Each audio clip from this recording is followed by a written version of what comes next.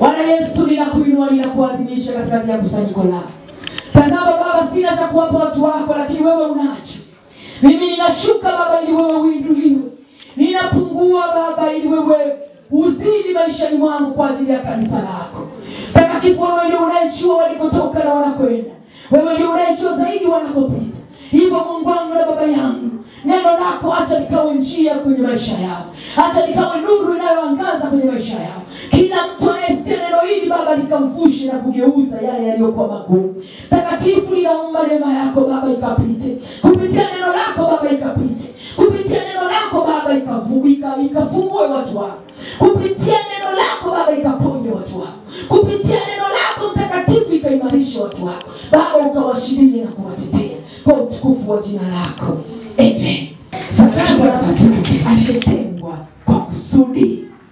Safari ya mtu aliyetengwa kwa kusudi la Mungu.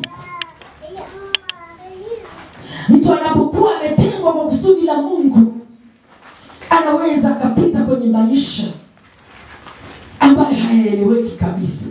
Yaani hayana maana kabisa. Hata jamii ikimwangalia inaona kama huyu si lolote, si chochote. Lakini kumbe amebeba kusudi la Mungu. Hata familia ikimwangalia inaona kwamba huyu inaweza kumsema vibaya. Wanaweza kukuchukia tu bila sababu yoyote. Yaani unashangaa uko mahali unafanya kazi au ni biashara au familia yenu yaani imekuchukia tu. Ukiuliza ni kwa nini wanakuchukia kiasi hicho, hata hakuna cha maana. Mwingine anapita kwenye mahali pa kukataliwa. Yaani mwingine anasema maneno tu, yaani wanasema tu, unasikia yule alisema hivi, huyu akasema hivi. Au kama ni kijana au ni binti, unasikia tu binti yako amesema hivi, ameambiwa hivi. Yaani vitu ambavyo havieleweki. Safari ya mtu aliyetengwa kwa kusudi anawindwa sana. Kwa sababu kinachowindwa sio yeye, kila alichokibeba. Yaani vita yako unayopitia inaweza kuwa ni kwa ajili tu ya lile kusudi ambalo Mungu aliliweka ndani yako. Tangu ulipokuwa tumboni mwa mama yako, ulizaliwa kwa kusudi duniani. Lakini adui alipoona tu lile kusudi lililoko ndani yako, akaanza kuleta uharibifu. Na kumbuka kuna mtumishi alikuja hapa siku moja anaitwa Mwalimu Lucas. Akasema yeye alipozaliwa tu, yaani magonjwa yalikuwa sio ya kawaida. Lakini kumbe sasa hivi angalia alivyo mwalimu mkubwa neno la Mungu.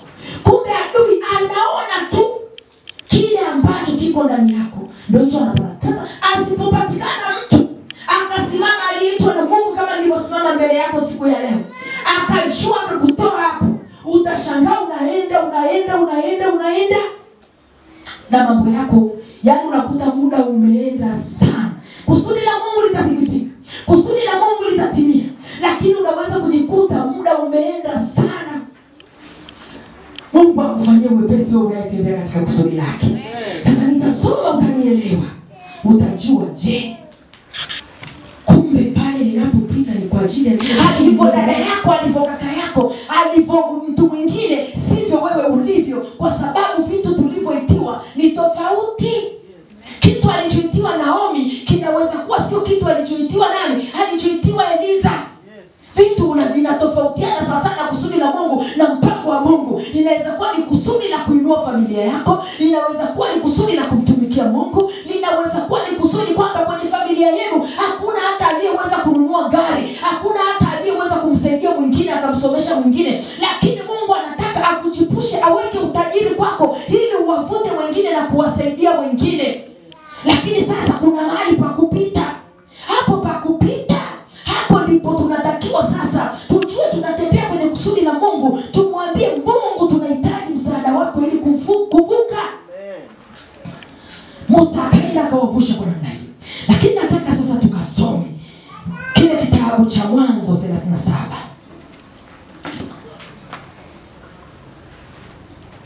Tathmini tunaelewa wakati tunaendelea kulisoma mpaka mwisho utajua mimi ni wapi ninapita, lakini hapa nitamvusha mwingine.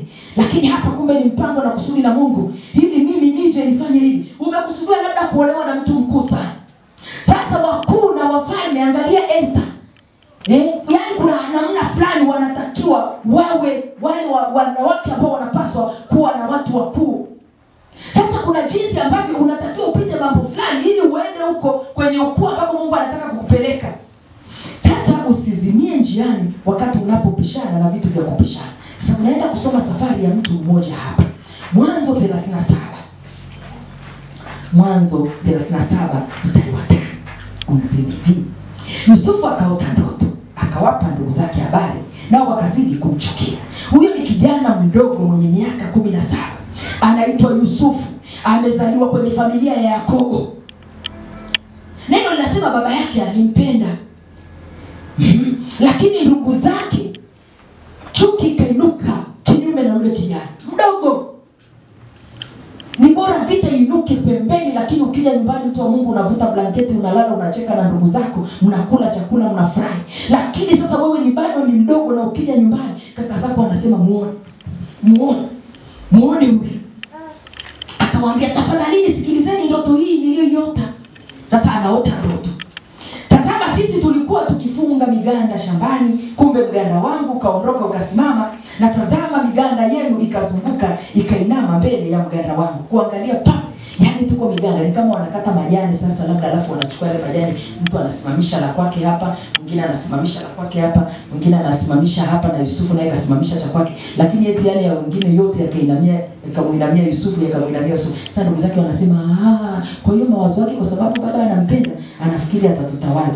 Yaani wakati Mungu anaongea na Yusufu kwa ajili ya kusudi aliloliweka, na ule mtoto anahadisia ili familia ijue huyu nimemtenga kwa kusudi, wadui kaanza. Sasa unashangaa kwa nini mimi nimekuwa hivi? Nilikutana na mtu akanipenda, akaniambia tanioa, lakini mambo yameenda hivi. Nilikuwa hivi na hivi, mambo yameenda hivi. Sasa tathmini, kwa nini yale mambo? Mungu anakuandalia jambo jema la baraka, mtoto wa Mungu, usizimie njiani. Usikate tamaa. Hilo ulilopitia ni ili ujifunze. Umepita hapo ulipopita, sijui ulibakwa, sijui ulifanya nini, kuna kitu kilitokea kikawa ni aibu kwenye familia. Lakini kinaonekana kama ni aibu, akakupachika majina. Wengine hata wakusemeshaki. Lakini kumbe ni kile ulichokibeba. Mungu alijua utamtumikia. Mungu alijua pale ambapo anakupeleka. Sasa Mungu amejua anakompeleka Yusufu. Walianza tu kumchukia toka mwanzo. Wakati Mungu anaanza kufumua sasa kusudi, angalia sasa. Tazama, sisi tulikuwa hiyo tumeshasoma. Ndugu zake wakamwambia, "Je, kwani wewe utatumiliki sisi? Na wewe utatutawala sisi?" Wakazidi kumchukia kwa ndoto yake. Yamkini kuna mahali upo unafanya vizuri, wenzako wanakuonea wivu. Ulikuwa ni wivu kwamba huyu aje atutawale sisi, huyu aje awe mfalme, na kati sisi kaka zake tuko hapa. Watu tumesoma tuko hapa, tuna vyeti vyetu tuko hapa. Yaani huyu kijana huyu ndo aje afanye awe hivi, awe hivi. Oh Jesus. Nawe utatutawala sisi? Wakamchukia kwa ajili ya ndoto yake na kwa maneno yake. Akaota tena ndoto nyingine, akawaambia ndugu zake, akasema, "Angalieni, nimeota ndoto nyingine, na tazama jua na mwezi na nyota 12 zinaniinamia." Likawa baya zaidi. Ulikuwa na ndoto yako nzuri, ulipomwambia rafiki yako tu, akawa adui yako. Ulipopandishwa cheo tu, wakaanza kukaa mbali na wewe. Jambo fulani zuri lililotokea tu kwenye maisha yako, ukaona hivi. Unajua kuna watu wanajifanaga ni marafiki, lakini kumbe ni maadui. Sasa jema likija kwenye maisha yako ndipo utakapojua. Kwa nini jema limekuja kwenye maisha yangu, huyu mtu akaondoka kwenye maisha yangu? Sasa kuna wengine Mungu anaweza kuondoka kwenye maisha yako. Usilie sana. Usisikitike sana. Usihuzunike sana. Mungu anawaondoa kwa sababu fulani kwenye maisha yako, ili njia yako iwe wazi upite. Huyu Yusufu alipomchukia, naona alisema, labda nisingesema ile ndoto, labda nisingehadisia. Lakini angalia, akamwambia baba yake na ndugu zake. Baba yake akamkemea, akamwambia, yani anasema jua, yani wote hii ndoto, unajua ndoto ilikuwa ni very special dream. Kuna siku labda umeota very special dream na ukujua ni Mungu ameongea wazi na maisha yako. Siku moja nikaota very special dream. Nilikuwa na shida zangu, namuomba Mungu, tena nimefunga muda mrefu. Nikiwa binti tu, nikaota watoto wangu wakiwa bado wadogo, walikuwa tayari na watoto wadogo. Sasa nikaota hivi. Nilikuwa nasali kwenye kanisa fulani. Nikaota niko mahali pazuri, kwenye pamezungukwa na maua, ni kama roundabout hivi. Kuna barabara moja inakuja huku na barabara nyingine inakuja huku na nyingine inaenda hivi. mimi nimekaa naangalia hivi. Akatokea malaika mbio kutoka huku, akaja mbio, akaja akasimama hapa mbele yangu hivi. Akaja mwingine tena mbio, akaja akasimama tena hapa mbele yangu hivi. Malaika wakawa wawili. Kabla sijaangalia, naangalia kwenye jani la mgomba ambapo kuna mgomba mzuri umechanua pale pembeni. Naona kuna malaika mwingine amesimama pale, ana mkanda wa gold na mavazi meupe. Amesimama pale na ameshika kitu kama upanga hivi. Amesimama pale. Sasa wale waliokuja wakasimama hapa, wanamwangalia yule kule awaonyeshe saini kwamba wafanyeje. Kwa hiyo wameelekeza macho yao kuangalia. Tena nilijua yule mwingine yuko pale kwa sababu wale nilianza kuona wanaangalia huko. Sasa nashangaa, nikasema Mungu wangu, nimetokea kwenye ndoto. Nimetokewa na malaika hao. Matatizo yangu yameisha. Shida zangu zimeisha. Nataka sasa nianze kusema ni jambo langu kwa Mungu. Ghafla nikasikia sauti inasema, mwambie nabii. Yaani inaniambia nimwambie mtu ambaye tuko kwenye huduma. Akaniambia mwambie hivi, mwambie hivi. Asimamaye aangalia asianguke. Hamdaniaye ndiye kumbe si. Yaani sauti inaendelea kuongea kwa mwangu, alafu inaongea kwa mwangu kweli, inaongea kwa mwangu kweli. Sasa mimi kabla sijasema tatizo langu, sijasema shida yangu, yaani sauti inaongea kwa mwangu na ikaanza kupotea. Yaani wale malaika walipokuwa wanatawanyika na ile sauti ikawa ina 20. Nikashtuka pa. Nikasema nimeona malaika, sijasema shida yangu, sijasema tatizo langu, alafu ni ujumbe nimepewa. Sasa ule uchanga. Nasema kwanza yule nabii alishasema kwamba yani yeye uwezi, sasa wewe ni mtu tu bado hata hujawa mtumishi, utamwambiaje? Na kumbe ule mtumishi Mungu alishasema na hilo jambo kwa muda mrefu sana, lakini yeye ni kama alipuuza tu.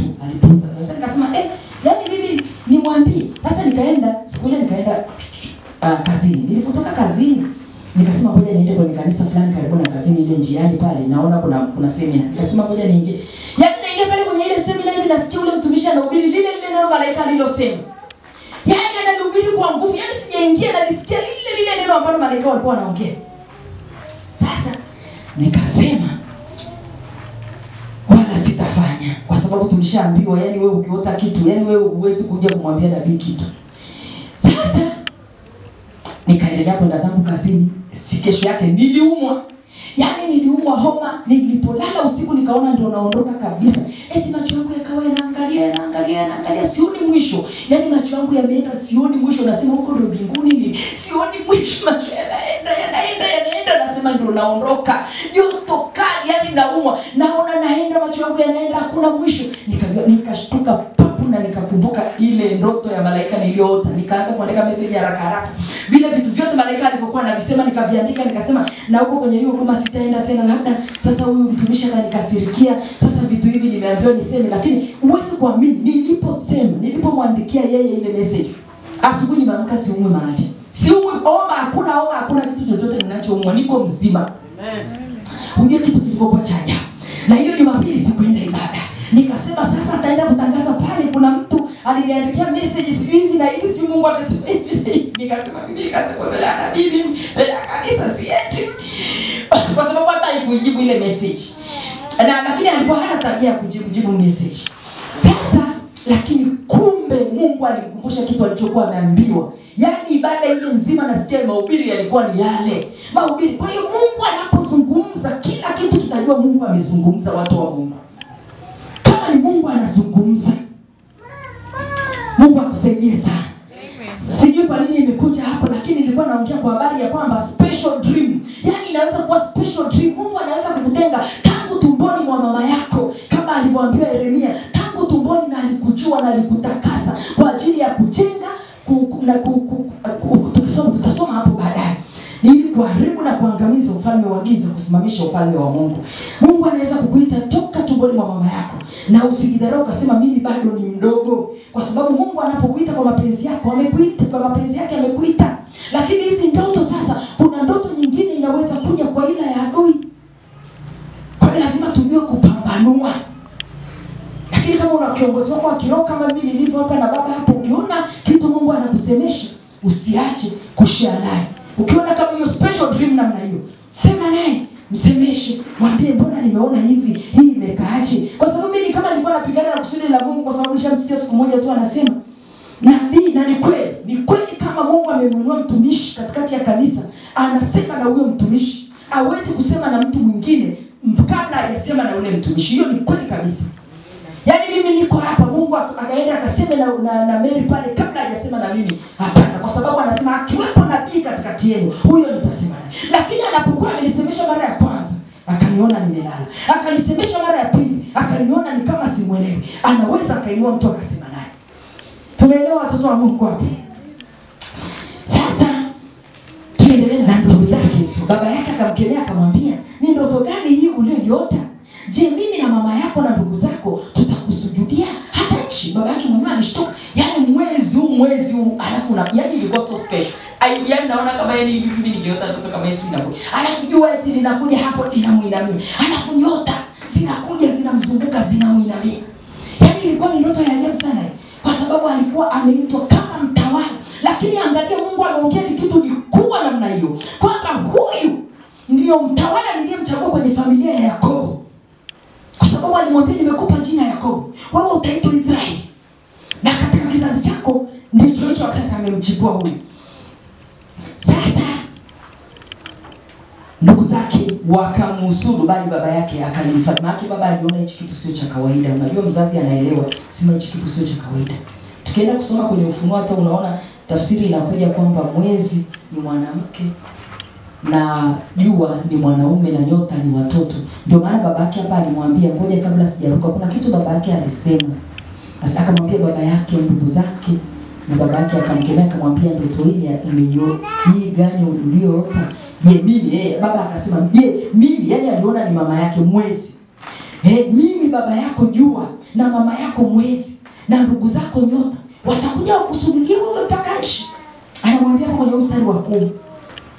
Sasa angalia ni kitu kikubwa namna hiyo alichokibeba yule kijana, bado ni kijana mdogo, lakini wadu naanza kwenye familia. Ndugu yako mkubwa anakuchukia, ndugu yako wa pili anakuchukia, ndugu yako wa tatu anakuchukia. Anatoka huyu Yusufu. Ngoja tuendelee hapo. Tuendelee ule mstari wa 18. Nataka niruke nitafute tu pointi muhimu. Wakamwona sasa ndugu zake wakawa wameenda huko machungani. Baba yake akamwambia, mwanangu Yusufu, nenda kawafuate ndugu zako, wapelekee chochote kitu kwa ajili ya kula. Wakamwona sasa ndugu zao wakamwona tokea mbali. Ndugu zake wakamwona tokea mbali. Wakashauriana, wakasema tumuue. Fikiria ndugu zake mpaka wamefikia mahali wanasema auliwe. Yaani wamemchukia kwa kiasi gani? Na hajakosa chochote. Yaani hajawafanya ubaya wote. Ni lile kusudi tu kwamba anakuja kuwa mtawala. Kwa hiyo kile ulichokibeba kinaweza kikawa uadui mkubwa sana kwa ajili ya watu waliokuzunguka. Kinaweza kikaleta changamoto kubwa sana kwenye maisha yako kile ulichokibeba. Ukalia machozi mengi, watu waliotembea kwa kusudi, machozi yanakuetoka kwenye maisha yao katika kuandaliwa, katika kutengeneza CV. Kuna vigumu wanakutana navyo, wanapitia. Kijana huyu anaenda kwa uzuri, akicheka, akifurahi, amebeba maji, amebeba chakula, anapelekea ndugu zake. Anakutana na mtu anamuuliza, jamani, mmeona hawa ndugu zangu watoto wa Yakobo? Akamwambia wameelekea kule. Akawafuata, wamemuona tu kutoka mbali, wanasema sasa bwana ndoto anakuja yule, leo tunamuua. Ndugu wa damu. Na hiyo tayari kwa ajili ya nini watu wa Mungu? Ulichokibeba. Kwa hiyo ulichokibeba Dominiki, unaweza kujikuta unapita kwenye changamoto mpaka unafika mahali unasema kama kwa namna hii, kama ni Mungu. Nilipita kwenye changamoto mpaka nikasema hata uenda kama Mungu alipogo ni. Yaani ni changamoto tu unapita. Nimepakaziwa kitu cha uongo na kikakubalika kwenye kanisa. Kama hivi ulivyo hapo mimi. Anatokea mtu tu pale anaanza kusema Mary bla bla bla bla bla bla. Na mtumishi aliposikia kama Mary ameongea mambo haya, basi na utumishi asimamishwe.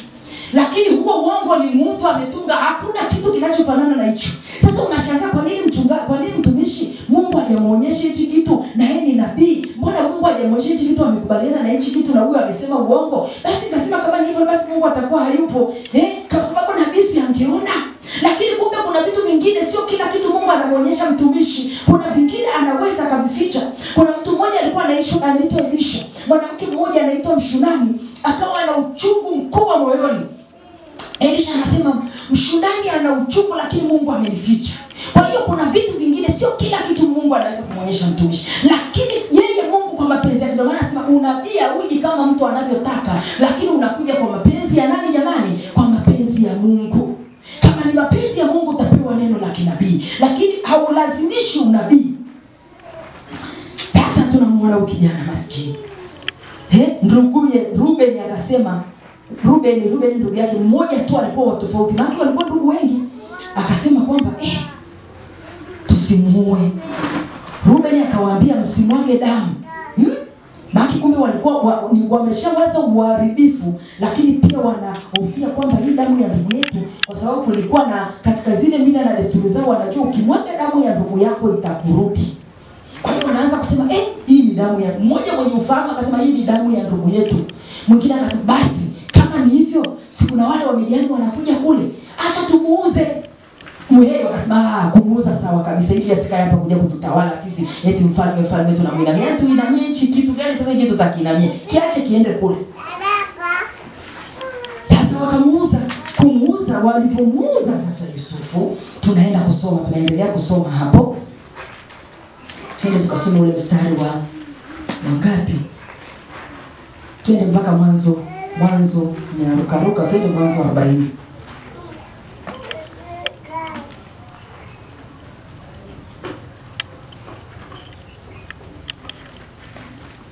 Kabla ya 40, hebu twende hapo 39. Mwanzo 39:1 inasema hivi: basi Yusufu akaletwa mpaka Misri. Naye Potifa, akida wa Farao, mkuu wa askari, mtu wa Misri, akamnunua kutokana na wale wanini waliokuwa wamemnunua mkononi mwa hao wa Ishmaeli waliomleta huko. Bwana akawa pamoja na Yusufu, naye akastawi, naye alikuwa katika nyumba ya bwana wake yule Misri. Bwana wake, kutokana na ile kusudi sasa, tunamuona anakuja kuuzwa huko Misri. Misri anastawi, Mungu anakuwa pamoja naye. Anafanya kazi kwa bidii. Mungu anakuwa yaani kama kuna mahali alifika akawa kama amebebwa hivi. Hata alianza kufurahi akasema, ndugu zangu walinishukia, wakanitenga na baba yangu, mama yangu alikufa. Sasa ninafanyaje? Lakini alivyoona sasa wameanza kumpenda, Potifa akampenda, ile familia ikampenda, akapata kafaraja. Kwa hiyo katika maisha pia ya mtu aliyetengwa kwa kusudi, kuna mahali anaweza kuona kafaraja. Kuna mahali anaweza kukutana na ukiwa na utupu na giza, anaona giza. Lakini sio kwamba Mungu amemwacha. Mungu yuko na yeye, ni kwa ajili ya kumwandaa kwa ajili ya utukufu wake. Kwa hiyo unapokuwa unapita mahali, ni lazima utambue kwamba kwa sababu wewe ni muamini, Mungu yuko ndani ya moyo wako. Yesu yuko ndani yako. Sasa unajiuliza, kama Yesu yuko ndani yangu na mimi nimeokolewa, sasa mbona napita hapa ninapopita? Hiyo safari unayopita ya maumivu na machozi, mtoto wa Mungu, ni kwa ajili hicho ulichokibeba, na utafika kwenye utukufu ule Mungu aliyokusudia kwa jina la Yesu. Mary utafika. Utafika Eliza, utafika Naomi, utafika kwa jina la Yesu. Lucy utafika. Usikikuwa usichie njiani. Usifangeamua kujiua. Lakini kuna ndoto Mungu ameshaiweka. Yeye ni mfalme. Kakachuchumilia. Sasa wakati kama kamebebwa hivi, mambo yakaanza kuwa mazuri, kakashika pesa, kakanona, kakanawiri, kakakaa vizuri. Mjaribu akaja. Kakaanza kuwaziwa uharibifu. Lakini kwa sababu Mungu alikuwa naye maskini, kakasema, nikimkosa Mungu nitakuwa mgeni wa nani huko ugenini? Akasema sitafanya hili kosa nimkose Mungu. Akakimbia maskini, nguo ikararuliwa. Nguo iliporaruliwa, yule mwanamke akapiga kelele akasema, muoneni mmekuja kumleta huyu kwenye nchi yetu, angalia mmekuja kufanya uharibifu. Na ukisoma vitabu vya historia unajua mume wake kabisa yule mwanamke Potifa alijua kabisa Yusufu hawezi kufanya hivyo kwa sababu alimuelewa Yusufu. Alijua mwanamke wake anasema anadanganya. Vitabu vya historia vinaandika vizuri sana kwamba mke wake anadanganya, lakini Yusufu kwa sababu ni mwanamke ameshashutumu, ameshasema hivyo, akasema ngoja nimpeleke kwenye ile gereza walikokuwa watu wake wanafungwa kule kwenye lile gereza. Lakini alihifadhiwa vizuri sana Yusufu, na Mungu alikuwa pamoja naye. Mungu akazidi kuchipua kile kipawa, akakichipua. Sasa katika kupita kwenye pagumu, Mungu anachipua kipawa kilichoko ndani yako. Wakati unalia maumivu, unakuja hapa Lucy unaanza kusema Mungu nisaidie. Yaani Mungu anakusogeza karibu na yeye wakati unapopita kwenye machangamoto. Anakuwa anakusogeza tu. Wakati unasikia maumivu unasema Mungu nisaidie, Mungu nakuhitaji. Unapita kwenye Biblia unasoma neno linakutia moyo. Pale anaendelea kuandaliwa, yuko gerezani lakini yuko kwenye maandalizi ya kuwa mfalme. Amefungwa kule, na gerezani sio mahali pa furaha. Lakini Mungu akachukua siku. Mungu alipotaka kumtoa Yusufu gerezani, alifanya jambo. Anasema alitafsiri ndoto siku moja, mtu akatoka akamwambia nitaenda kukusemelia utoke, lakini alisahau miaka 2 ikaisha.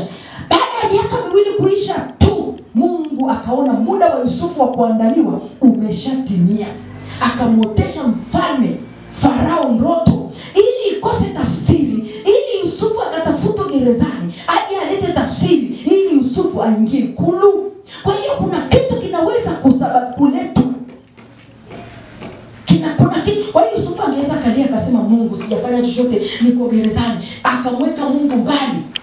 Lakini sasa kumbe ni katika nini jamani? Ni katika ile safari Mungu aliyokuitiwa. Ni katika ile safari Mungu aliyokuitia. Ndio maana umepita hapo ambapo hapaeleweki. Akatulia gerezani. Na baada ya gereza fikiria. Yaani ndio pale nasema akili ya mwanadamu inapofika mwisho ndipo Mungu anapokuwa anaanzia. Yaani pale umeona makashikashi, maumivu, shida, gereza, ni ugali, ni nini, ni gereza, ni chakula cha siku moja, ni gereza, na ndio unafanya hivi. Lakini kumbe hapo ndipo Mungu anapoenda kuleta ile jambo la nini jamani? La utukufu. Na wengi ukosa uvumilivu pale kwenye eneo.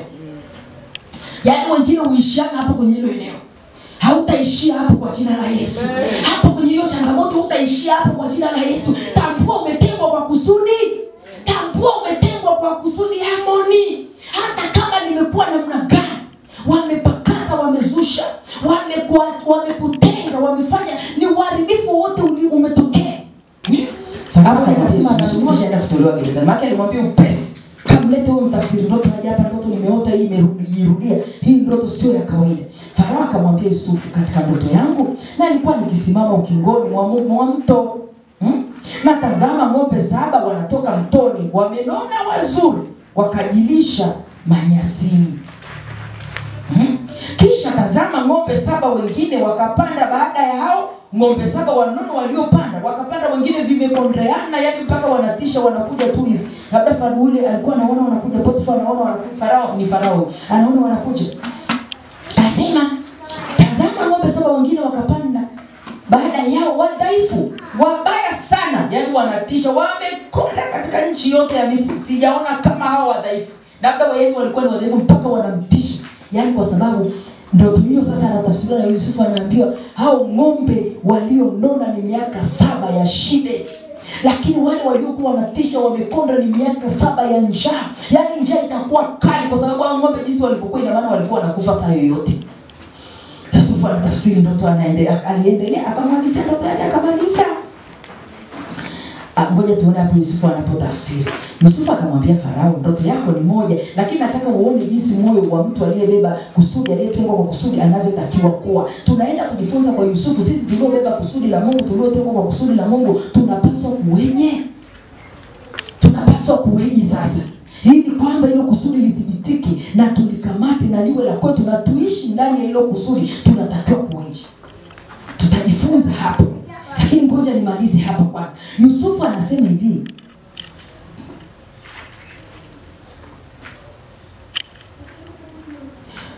Yusufu akamwambia Farao, ndoto yako ni moja. Mungu alimuonyesha Farao yatakayotokea hivi karibuni. Wale ng'ombe 7, na ndoto ikirudia hivyo inakuwa ni yani itatokea mara moja. Yani haitachelewa sana. Wale ng'ombe 7 wema ni miaka 7 na yale mashuke 7 mema ni miaka 7. Ndoto yako ni moja.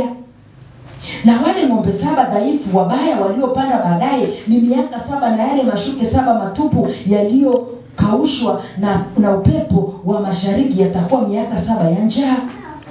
Ndivyo nilivyomwambia Farao ya kwamba Mungu amemuonyesha ndoto atakayofanya hivi karibuni. Tazama miaka 7 ya shibe inakuja katika nchi yote ya Misri. Kisha kutakuwa miaka 7 ya njaa baada yake, na shibe ile yote itasaulika katika nchi yote ya Misri na njaa itaharibu nchi. Wala shibe ile haitajulikana katika nchi kwa sababu njaa itakuja baadaye, maana itakuwa nzito mno. Yani kutakuwa na chakula na nini, lakini ile njaa itakavyokuwa nzito, yani kule tulikotoka kwenye shida kutaleta maana.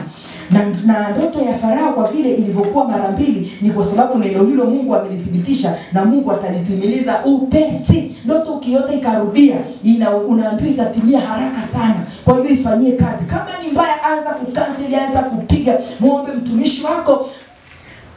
Ndio maana nimekwambia ukiona unaonyeshwa kitu usiache kushare na mtumishi wako, kiongozi wako wa kiroho. Usiache kuniambia, niambie.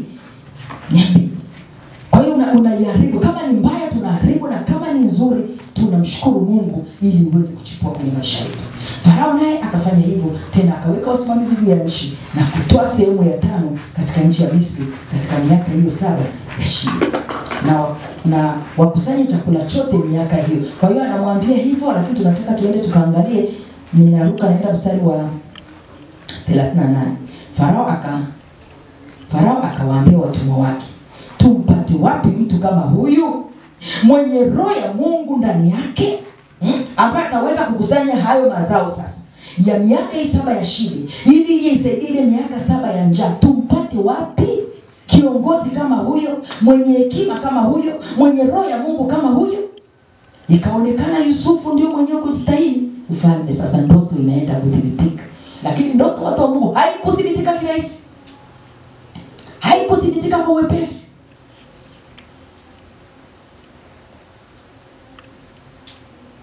Farao akamwambia Yusufu, tazama nimekuweka juu ya nchi yote ya Misri. Farao akavua pete yake ya muhuri mikononi mwake, akaitia mikononi mwa Yusufu, akamvika mavazi ya kitani nzuri na kumtia mkufu wa dhahabu shingoni mwake. Yusufu anaanza sasa kutukuzwa, anaanza kuheshimika. Mungu akakupe kuheshimika kwa jina la Yesu. Mungu akakupe kuinuka katika jina la Yesu. Yusufu tukiendelea kusoma, akampandisha katika gari.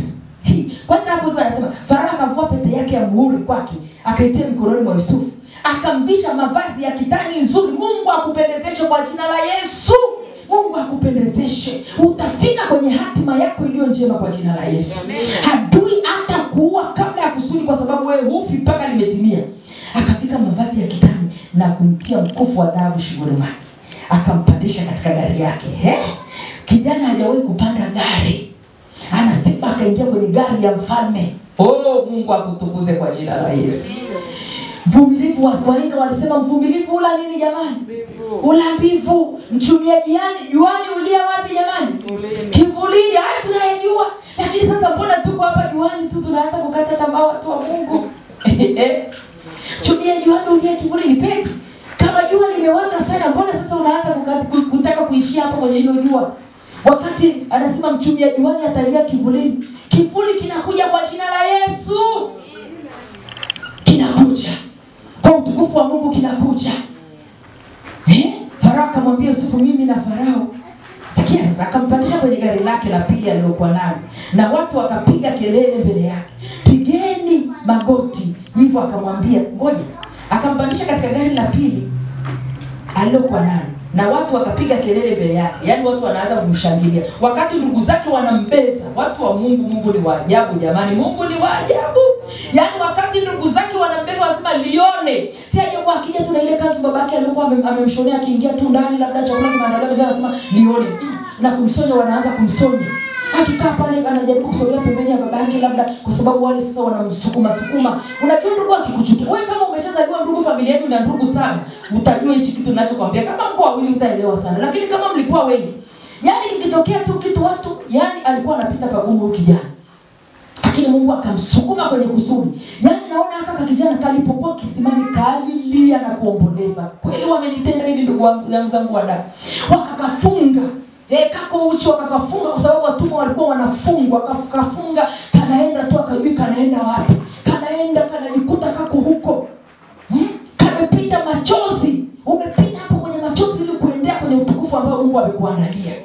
Umepita hapo kwenye kuonewa na kupakaziwa ili uende hapo Mungu alipokusudia. Umepita kwenye haya magonjwa, kwenye hiyo rough road uliopita, ili kwamba uende sasa kwenye highway. Wakati hata tunatoka hapa, mimi natoka hapa nyumbani kwangu, sikuna rough road kama kwa mvua inanyesha nitakanyaga matope, lakini ukifika kule barabarani kwenye lami, si unaona huko sasa ni highway unapita, hakuna tope, hakuna nini. Umepita kwenye hiyo rough road ili uende kwenye highway, mtoto wa Mungu. Ukiwa kwenye hapo kwa kanya yako rough road, unaweza ukajikwaa ukachafuka. chafuka mguu wako. Kaza mwendo. Jifute, niangalie jifute, naendelea kwenda mbele. Usiache tu kutoka nyumbani kwa sababu sasa kuna matope. Kumbe kule mbele kuna highway. Oh Jesus. Farao akamwambia Yusufu,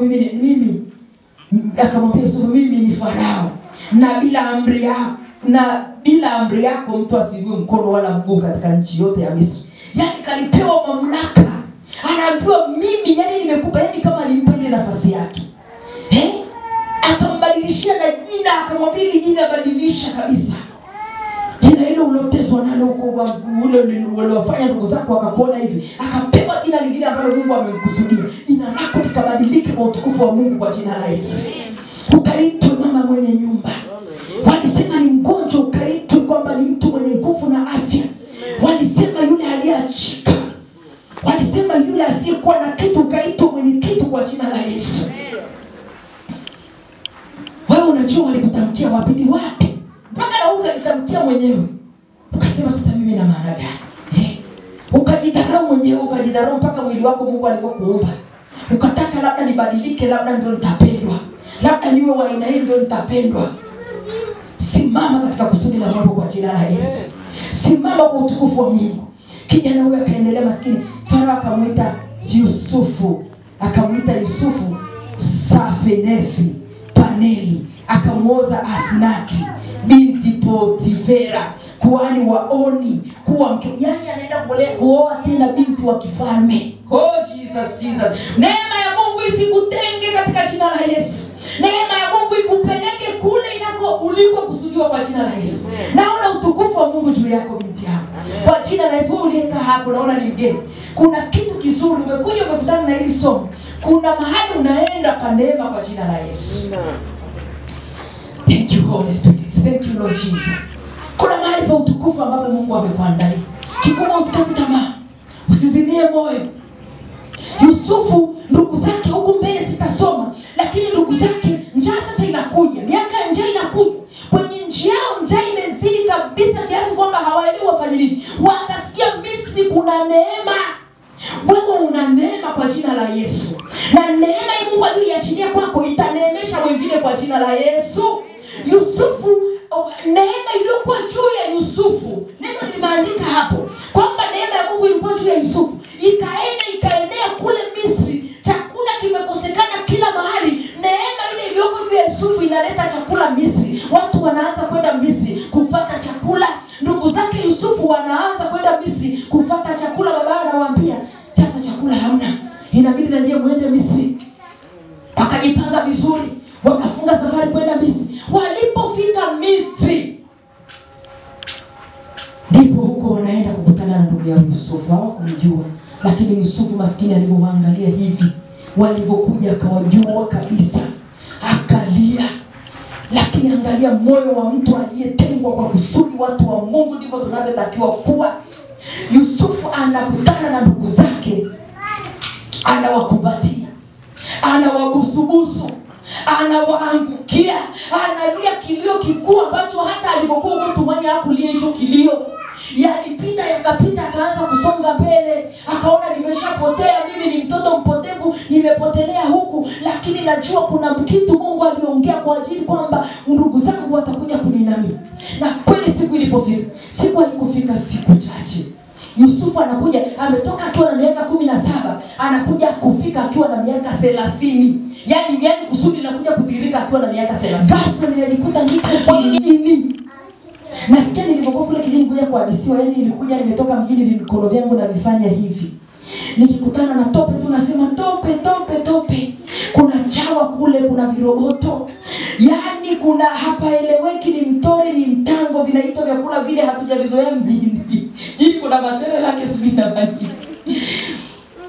Miaka hivyo. Oh Jesus. Mara ghafla unasema siku moja tu mama yangu atakuja kunichukua hapa. Siku moja tu mama yangu atakuja kunichukua hapa. Unasikia unaambia twende, unaenda unakuta kaburi kesha kufa. Safari ya mtu aliyetengwa kwa kusudi sio ndogo. Usikate tamaa Esther. Usiishie njiani. Safari ya mtu aliyetengwa kwa kusudi misukosuko, lakini mbele kuna utukufu. Mbele kuna utukufu. Usiishie njiani. Umelia ni kweli, umejiona mkiwa, umesema wala mimi sasa nafanya nini kwenye hii familia? Sasa nafanya nini na huyu mtu? Nafanya nini naye sasa huyu mtu? Sikubariki hata. Yaani sijiona vituko vinavyoendelea. Mungu wangu, unalia, unaita, umelia, siku nyingine ukamwona ufunge kabisa. Mbona mtu aliniahidi hivi, mbona sasa amegeuka? Mbona hapo kwenye kazi walisema hivi, mbona kwenye hiki kimekuwa hivi?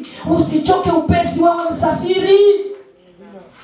Tumoja kaimbo, ewe msafiri, mbona unachoka upesi? Katika safari kuna milima na mabonde, kuna kupanda na kushuka. Mwanangu, wakati wa kupanda usiishie njiani. Kwa sababu uko ushindi mbele yako, uko utukufu mbele yako. Kikubwa usikate tamaa, usichoke upesi, usirudi nyuma. Simama hapa Mungu alikokukusudia, ili kwamba uone ndoto zako zikitimia. Uone lile neno Mungu alilokuzungumzia likithibitika. Na litathibitika kwa hakika in Jesus name. Litathibitika. Mungu azungumzapo jambo huwa analithibitisha. Haijalishi muda umeenda kiasi gani. Sisi ndio tunajichelewesha. Lakini nishike, nikamate, niyatamie, anza kuona kama lile neno linavyosema. Litathibitika. Anza kuona kama neno Mungu alivyokutamkia litathibitika. Dominic, litathibitika. Lakini sasa wewe ndio usimame na hilo neno. Wewe ndio usimame na hicho kitu Mungu alichozungumza kwa imani. Hila Yusufu ndugu zake walivyo, tumemmaliza, halitakaa lithibitike. Tumemmaliza. Lakini kumbe ndipo wanapompeleka kwenye kusudi sasa. Kumbe ndipo wanapompeleka kwenye kusudi. Kusudi la Yusufu likatimia. Ndugu zake wakaja wakalia. Tena baba yao, wakati baba yake alivyosikia kijana wake yuko hai, akasema nini? Alilia. Yaani wakati wamemletea ile kazi wakamwambia mtoto wako amekufa, alisema kwa sababu mtoto alizaliwa na mke aliyempenda sana. Akasema roho yangu italia, itashuka mpaka kuzimu ikilia kwa ajili ya kijana wangu aliyeraruliwa. Maana walimwambia ameraruliwa. Aliposikia ule mzee alijitia nguvu, akasema twendeni, nipelekeni aliko mwanangu, na kama nikufa na nikishamuona nife, lakini nipelekeni. Wakampeleka, maskini akakutana na mtoto wake akamwangukia. Ilikuwa furaha namna gani? Ndugu zake baadaye baba yao akafa. Ndugu zake walivyoona hivyo, wakaanza kusema huyu Yusufu tulichompenda. Wanaanza maadui zako wanaanza kujihukumu wenyewe. Tulichompenda huyu kijana na baba ameshakufa, angetuwekea hata kifua. Hata tulipiza na yeye tulikuwa huko Misri. Tumekwisha. Wakaanza kumwangukia, akasema msiniangukie mimi. Mlikusudia mabaya, lakini Mungu alikuwa amekusudia mema. Mlifanyika kama chombo cha kunipeleka nilikopaswa kwenda. Akazidi kuwakumbatia, akazidi kuwalisha, akazidi. Mtu wa Mungu, usiwe na roho ya kisasi. Amina. Yes. Mungu anapokutendea, wape watu vitu. Hata kama jirani yako alikuwa anasikia na karangiza huko na huko na kitoto kinalia tu hapo, hamna chochote, alafu Mungu amekupa wewe kuwa wa tofauti. Ukamwambia naomba hata unipe kitu kidogo, naomba sukari hata nikoroge uji. Akakwambia sukari wewe ukafanya kazi upate sukari. Hapa hamna sukari. Kafanya kazi. Lakini wewe unapopata, beba kilo ya sukari, mwambie nimekuja kusalimia. Yaani usiwe na hivyo. Tusilipize ubaya kwa nini jamani? Kwa ubaya. Bali tushinde ubaya kwa nini jamani? Kwa wema. Bwana Yesu asifiwe sana. Simama pale ulipo.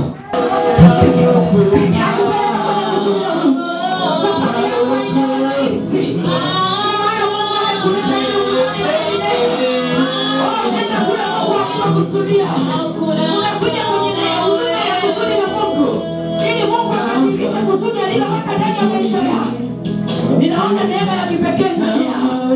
Wewe sio wa kawaida binti yangu, nakuambia. Wewe sio wa kawaida, naona kitu unique ndani yako. Bora mama sakata ya mandelebo.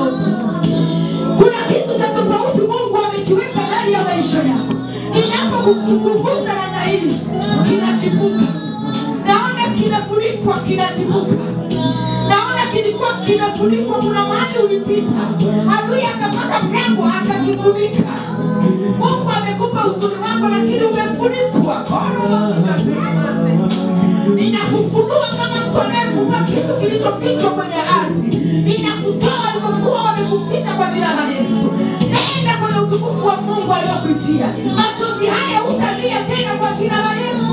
Yusufu kisimani alilia sana, Yusufu gerezani alilia sana, lakini muda wa Mungu ulipofika, Yusufu jinsi alibadilika. Baba anaenda kukubadilishia jina kwa utukufu wake.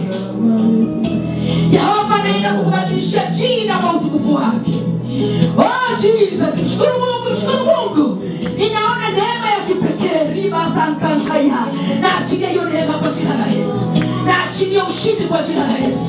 Na kupeleka kule Mungu alikokusudia kwa jina la Yesu. Pokea hii neema kwa utukufu wa Mungu aliye juu. Simama mahali hapa kwa nguvu, mtoto wa Mungu, umeitwa kwa kusudi. Ninaona Roho Mtakatifu ananiongoza nikwambie amekutenga kwa kusudi lake. Kwa hiyo uko kwenye safari ya kwenda kule ulikokusudiwa. Nenda katika jina la Yesu Kristo wa Nazareti. Thank you Holy Spirit.